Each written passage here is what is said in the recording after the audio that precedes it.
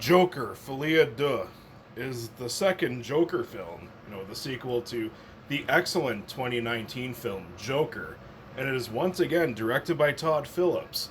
And this time it's telling the story of the aftermath of the first film.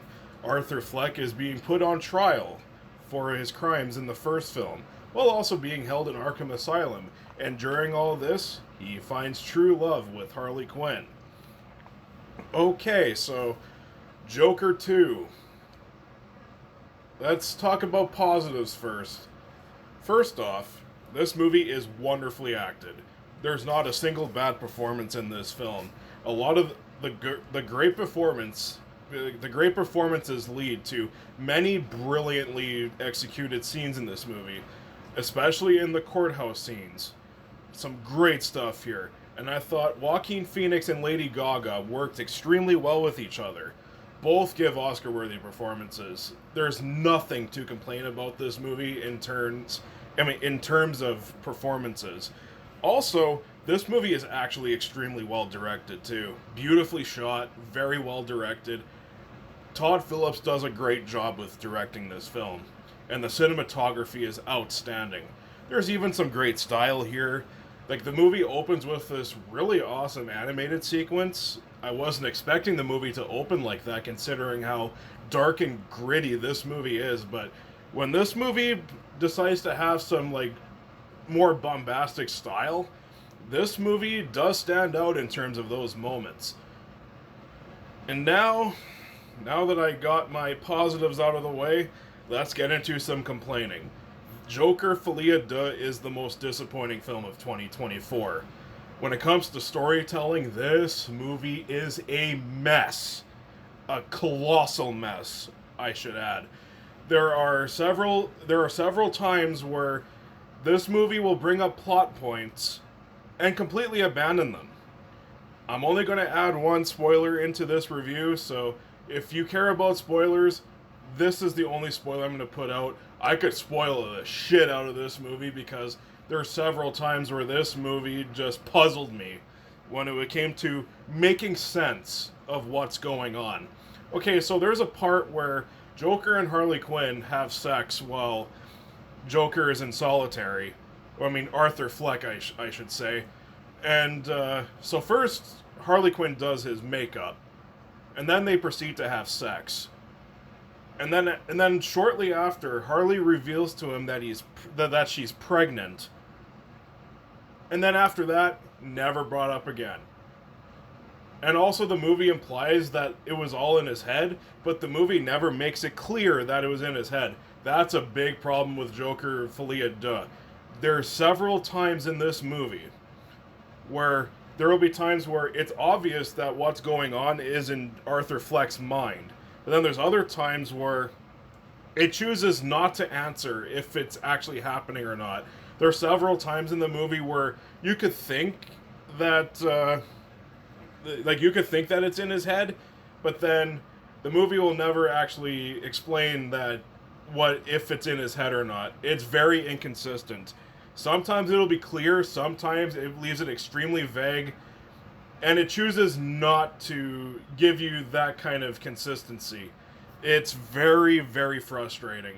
That's one thing about Joker Folie Deux it's extremely frustrating. Trying to make sense of this movie, it's damn near impossible. Also, Harley Quinn. Harley Quinn barely has a purpose in this movie. That's what I'll say.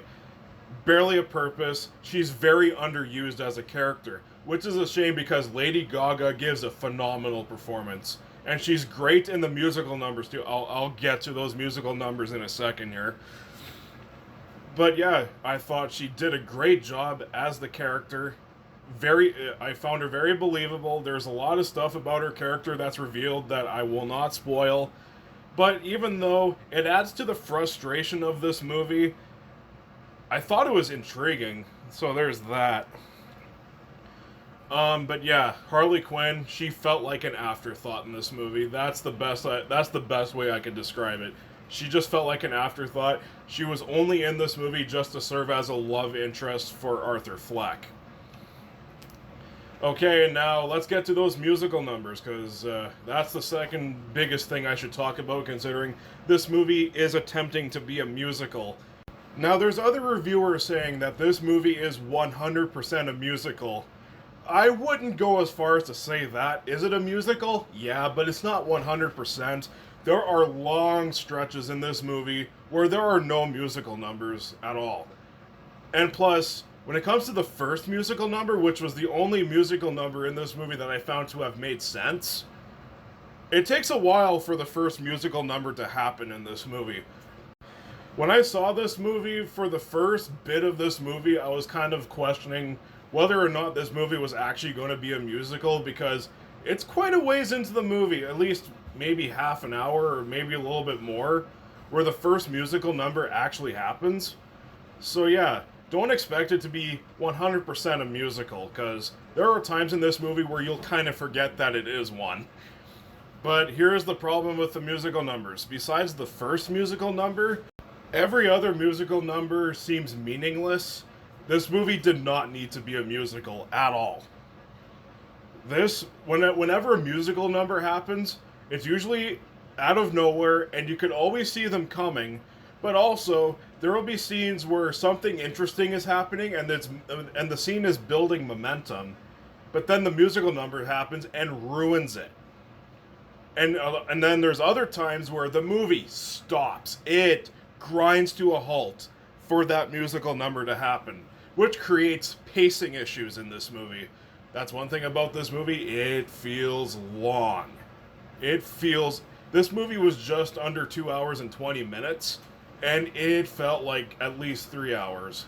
And that's because of the pacing issues, where this movie just kept stopping for musical numbers to happen. It did get very annoying after a while. And now, we're going to talk about the biggest elephant in the room. The movie's final act and the ending are trash. The last half hour of this movie completely fucks this movie over, and it is a giant fuck you, not only to Arthur Fleck as a character, but also to the first film. And now again, I'm not going to reveal anything, but prepare to be fucking mad, especially if you love the first one, and also if you're a fan of the character known as the Joker. It will make you mad. I'm just warning you right now. It is so stupid, so insulting. It pissed me off. It's big time. I never thought Todd Phillips would completely fuck over not only his own movie here, but the first one as well. It was baffling. What a joke. That's the part of this movie that really made me disappointed. God damn, this movie could have ended on such a high note, but yet it chose to completely betray the first film and also betray the character of Arthur Fleck. It was mind-boggling, the choices that were made in the final act of this movie. Wow. Okay, so in the end, Joker, Folie, Deux was a massive disappointment. It's not one of the worst films of the year. No, it's not. It's not Borderlands bad. It's not Madam Web bad. It's not Rebel Moon Part 2 bad. It's not on the level of those.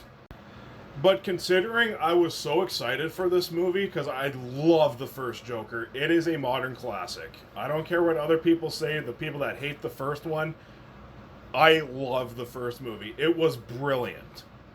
This movie felt like a massive punch to the face, especially in the last half hour. This movie starts off good, but then it ends in such a way that made me very disappointed. Take it for what you will. If you love the first one, save yourself nearly 2.5 hours, because man, you're in for a fucking surprise, and not in a good way. Can I see this movie becoming a cult classic? I don't know, but in the end, man, this movie really broke my heart. I am going to give Joker Folie à Deux a C-.